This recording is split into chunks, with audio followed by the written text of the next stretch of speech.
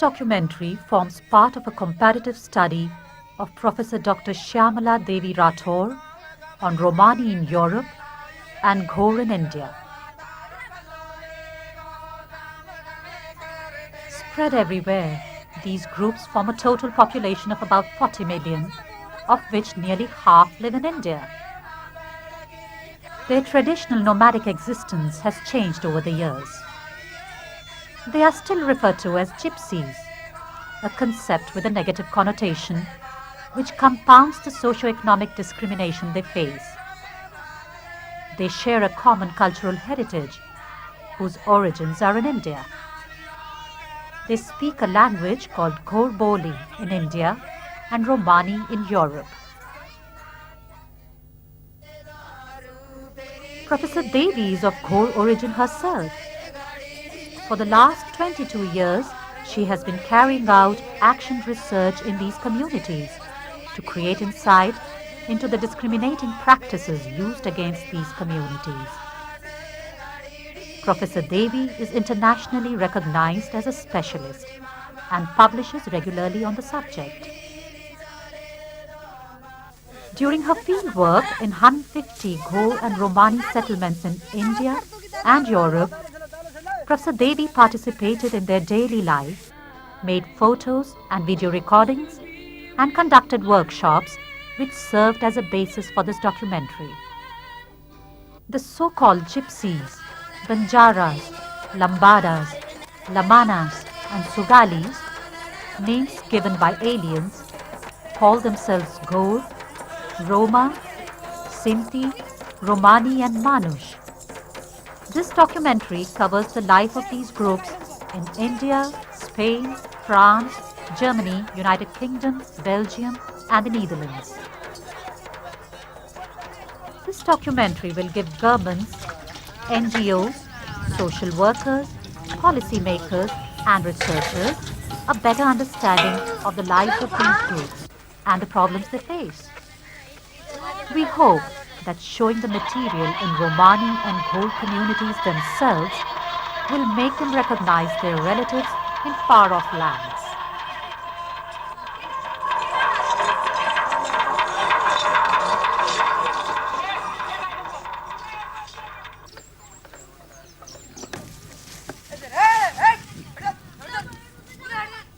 While spreading all over the world, the Romani and Gore developed different ways of living and professions. Some Gore communities in India still lead a tribal and pastoral life and have succeeded in maintaining their traditional economic activities like fishing, hunting, and livestock holding. In the world of today, the original Gore culture has been forced to adapt to the mainstream culture of the societies they live in. It is very difficult for them to maintain their traditional tribal nomadic way of life. In the rural areas in India, some of them are now slowly changing to settled modes of life. They live in small houses and huts in the villages and work on their land.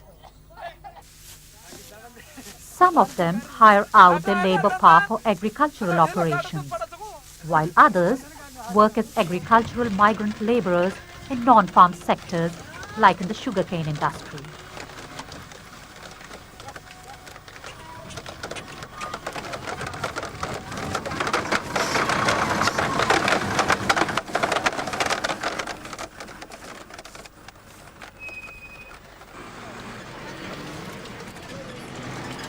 In the towns and villages, many Gore petty traders and hawkers sell goods in the marketplace.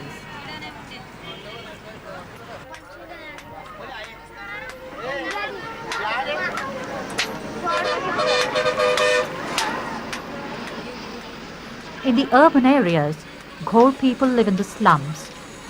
Many of them work as artisans, auto drivers, rickshaw pullers, and road and construction workers.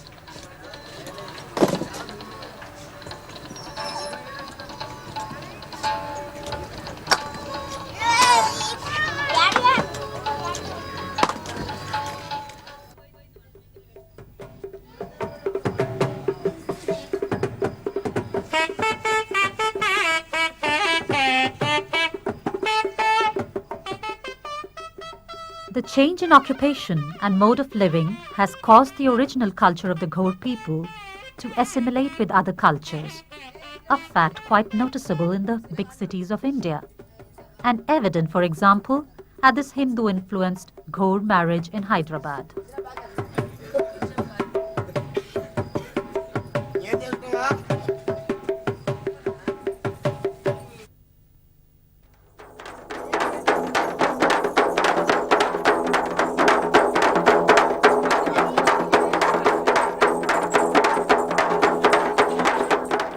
But in many ways, Ghor people try to maintain their community consciousness and traditional culture.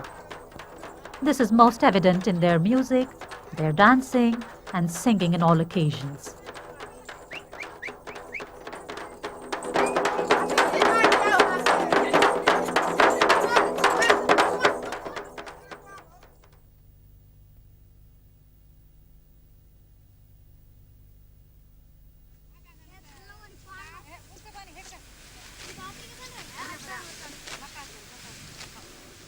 In rural areas in India, some Ghor hold tiny plots of land.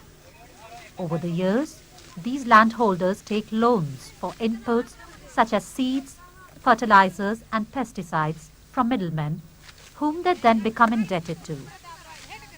In order to repay their debt, most of what the landholders produce goes to the middlemen. For sustaining their families, they have to hire out their labor power. Those who don't own enough land or are landless have to work as seasonal migrant laborers. They work as agricultural laborers for rich peasants, landlords, middlemen, and factory owners.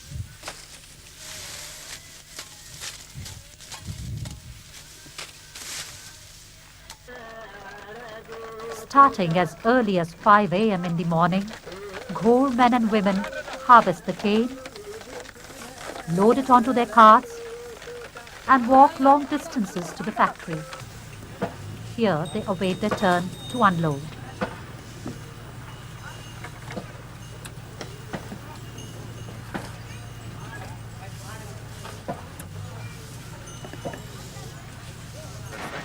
As migrant and nomadic Ghor people have no legal and political rights, they become subject to exploitation. They perform hard manual labor for very low wages.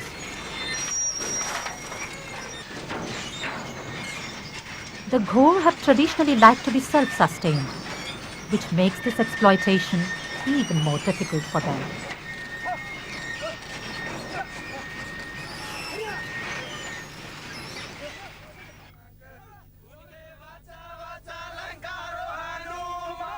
To compensate the hardships of a long working day, they join together in a community dance.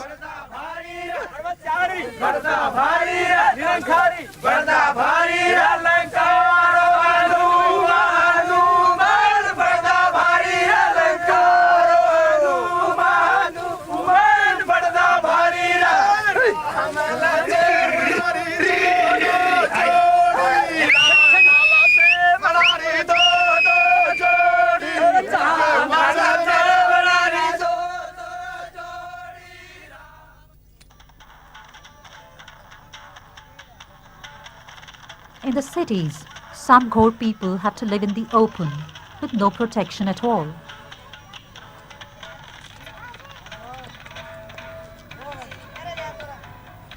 Others create a small shelter, trash-like, made of cartons of cardboard and bits of plastic sheets.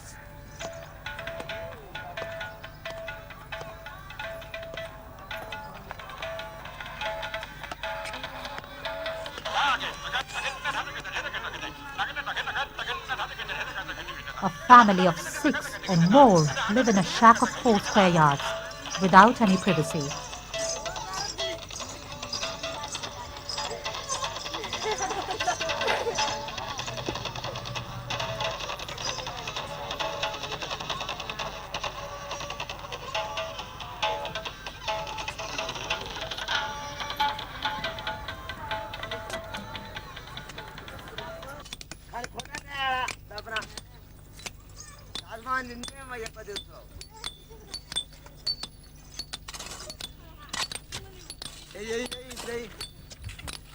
The lack of adequate legal and civil rights puts the Gore people at the disposal of the contractors.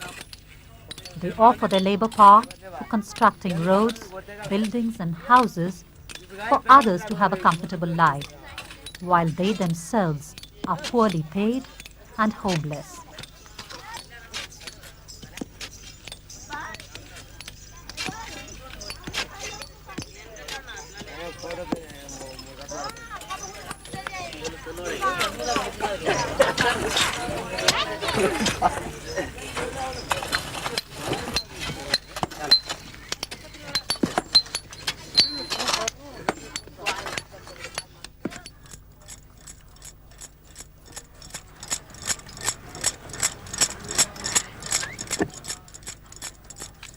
They eat a simple soup or rice meals and sometimes rejected pieces of goat, sheep and chicken meat.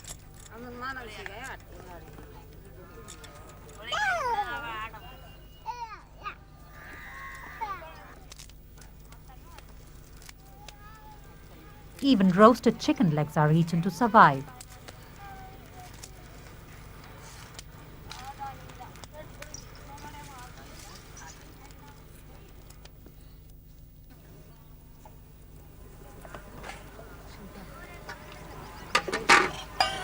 In the rural areas as well, the living conditions the migrant laborers face during the seasonal work are very hard.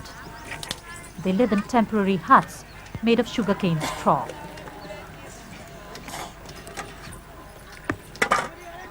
Women in these communities lead a very hard life.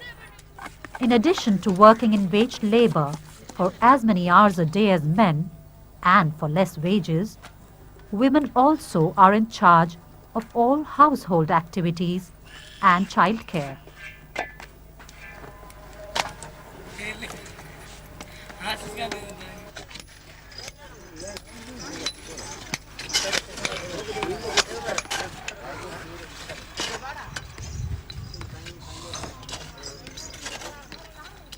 Since women have to work to contribute to the family income, and given the lack of schooling facilities, both in urban and rural areas, children are left alone without anyone to take care of them. The little ones sometimes are taken on the job, having to wait for long hours unprotected from the hot sun.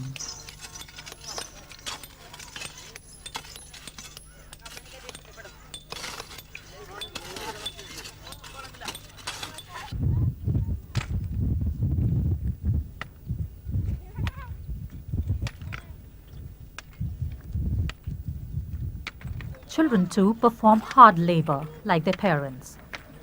They can't attend any school because they have to contribute to the family income. Child labor and leaving children unprotected limit the development possibilities for the Gore.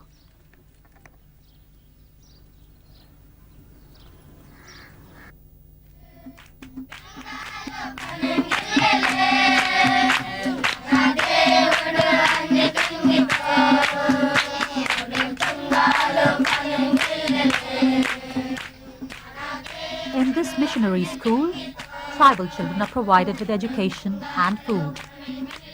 But such facilities are rare, and these children only form a small minority.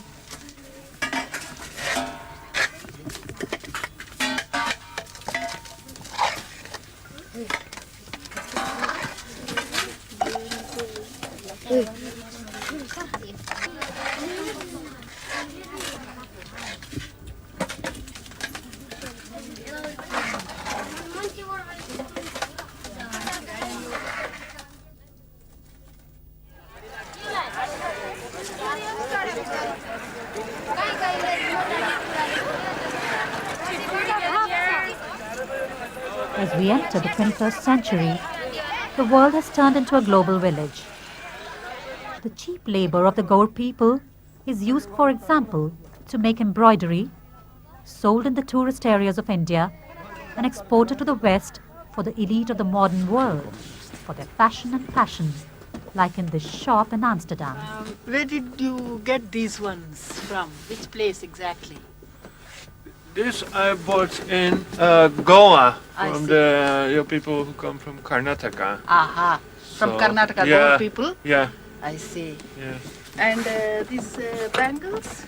This is the same. This is was offered to me, these bangles, by a large string of your people, and at first I thought, and they told me also it was bone, but obviously it's imitation bone.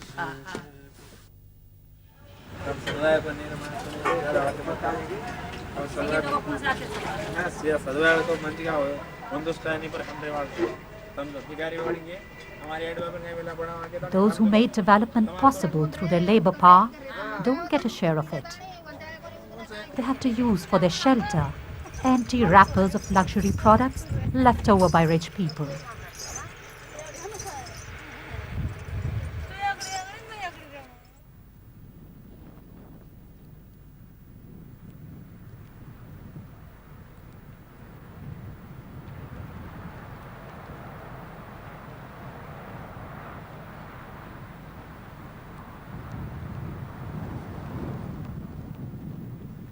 The Sinti, Roma, Manush, Romanichel and other Roma communities have to survive and maintain their culture in the modern organized societies of Europe. Often they are forced to live outside the mainstream societies in caravan sites. More and more Roma ethnic groups choose to live a settled life in houses, but often this choice to assimilate is forced by government policies and discrimination.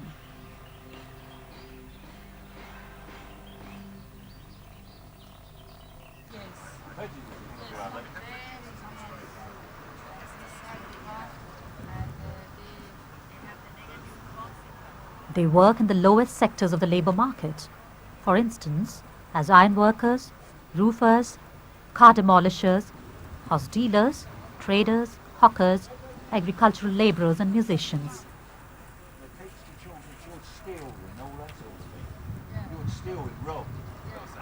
During her fieldwork in Europe from 1995 to 1998, Professor Devi visited Roma settlements in different countries, met Roma groups and Roma leaders from all over the world, and attended Roma festivals and gatherings.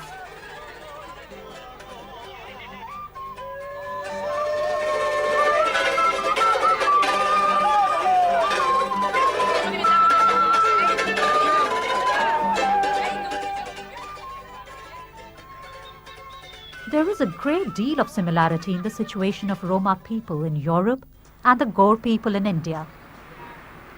The Roma people are discriminated against, and in some places, local governments deprive them of basic living facilities, besides access to education, employment and health care.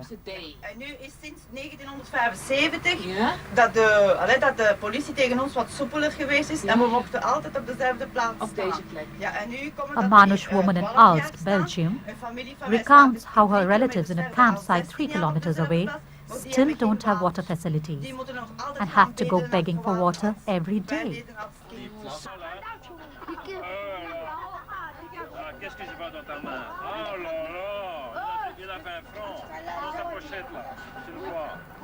Local governments force these people, like here in Kesselo, Belgium, to move from one place to another, which means that children don't attend school and remain illiterate.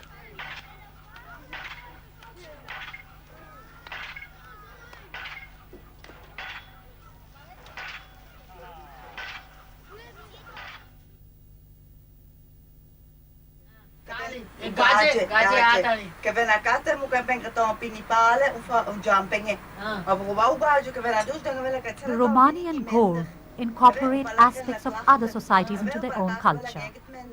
For instance, words from other languages. This has led to variations in the Romani language, though the basic linguistic structure has remained unchanged, so that Professor Devi and this Manush woman from Belgium will understand each other at first sight.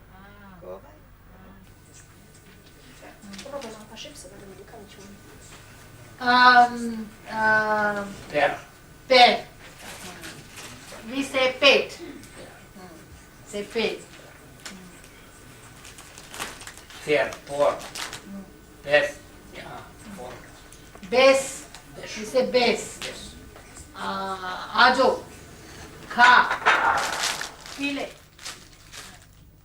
During her research in Europe, Professor Devi discovered the similarity between her own language, Gorboli, and the Romani language in Europe. Dana, Duni. If you went over Thames Media when you knocked on the woman's The door, you discovery said, of "Oh, these God, cultural she will fetch me similarities and make it well." and the If common you come from experiences of France, you get on the marginalization of these French groups door, is she'd think significant, you was mad. because it could give rise to a sense of common consciousness Who's she coming between the knocking Roma and the Gore people. We're proper place to say this woman because she's one of our people.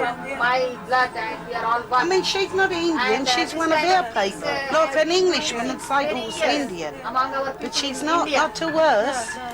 She's a gypsy woman. She cuts across all Yeah, you know what I mean? It don't matter what country we're in, we're still one race of people. I mean, she could come from France and they say, oh, she's a French gypsy, but to us, she's one of our people. She's a gypsy. No matter what country you come from, we're all one race of people.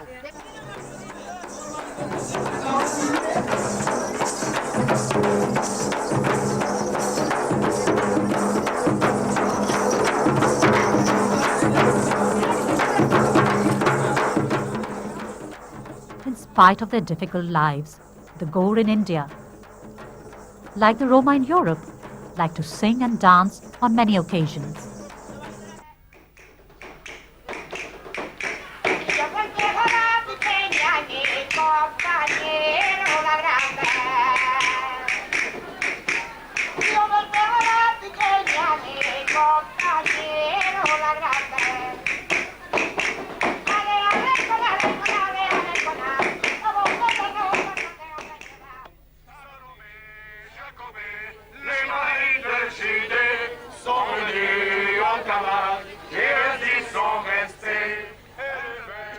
The international Roma festivals, like in Saint-Marie de la Mar in France, give Roma people a strong feeling of community consciousness. At this most important international gathering of Roma groups from all over the world, they try to locate their relatives with whom they had lost contact over the ages. Although this festival is a Roma religious festival, in recent years, it has also developed as an important meeting place for Roma politicians and community leaders.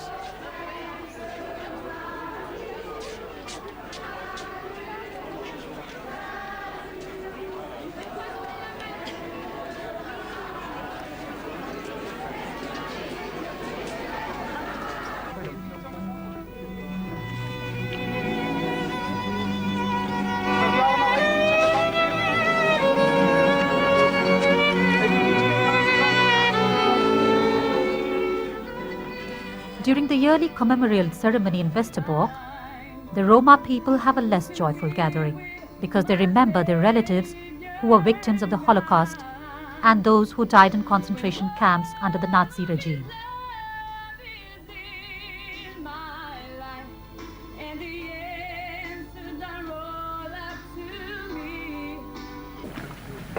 Dat we met z'n allen, dat we ons allemaal de hand geven. Allemaal de hand geven. Proberen een ketting te maken. Dat we door heel de wereld het eens zijn van ons geloof. En vooral voor de zigeuners, vergeet ons niet. Want wij zijn de verloren schapen in deze maatschappij. The memorial ceremony in Westerbork also focuses on the present racism and neo-Nazism in Europe, leading to oppression and violence directed at Roma groups.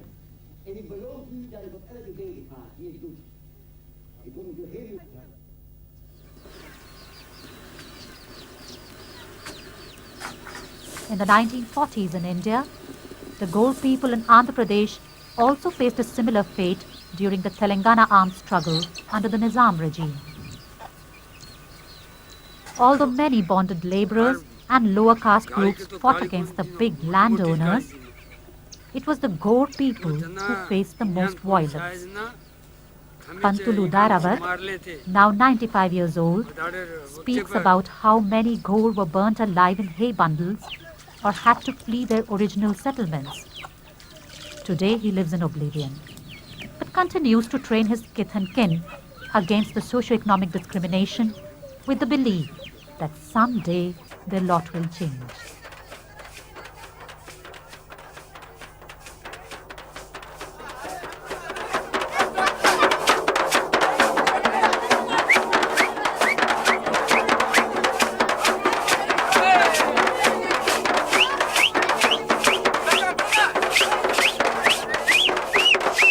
Researchers on the subject agree that the Romanis of the West are of Indian origin. There are striking political, cultural, linguistic, and socio-economic similarities between these ethnic groups. The capitalist system includes them by using their labor power, but excludes them as citizens by withholding them basic rights and facilities.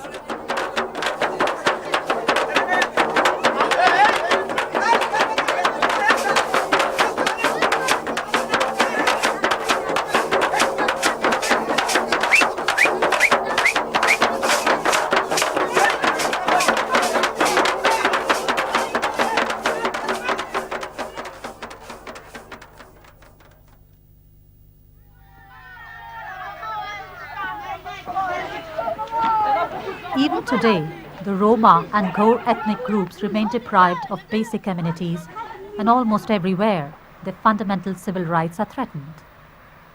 Many disturbing cases of communal and racist violence targeting Ghor and Roma have occurred in recent years also. While the Ghors continue to face exploitation in India, the Roma live in third world conditions within the first world.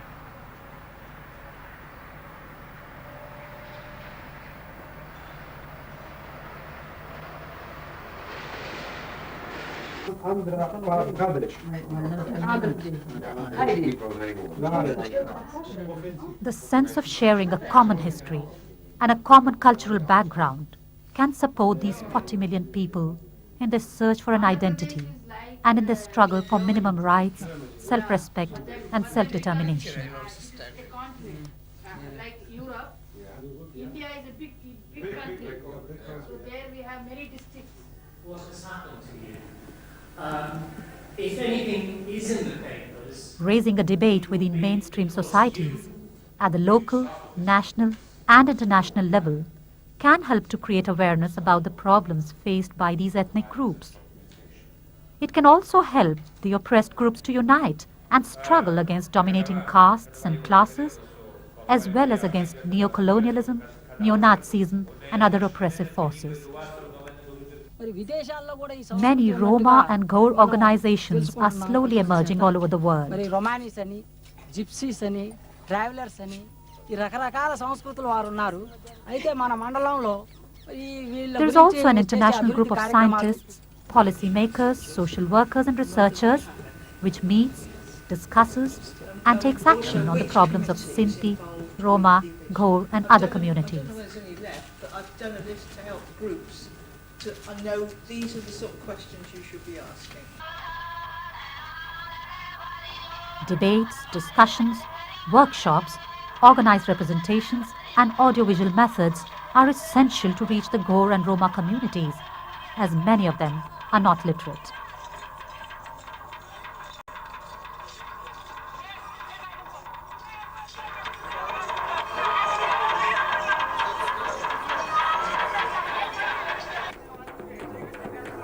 For the Gore in India and the Roma in Europe, viewing images of their relatives all over the world with the same cultural origins, like in this documentary, might give them hope and strength to fight against their problems and maintain their rich cultural heritage.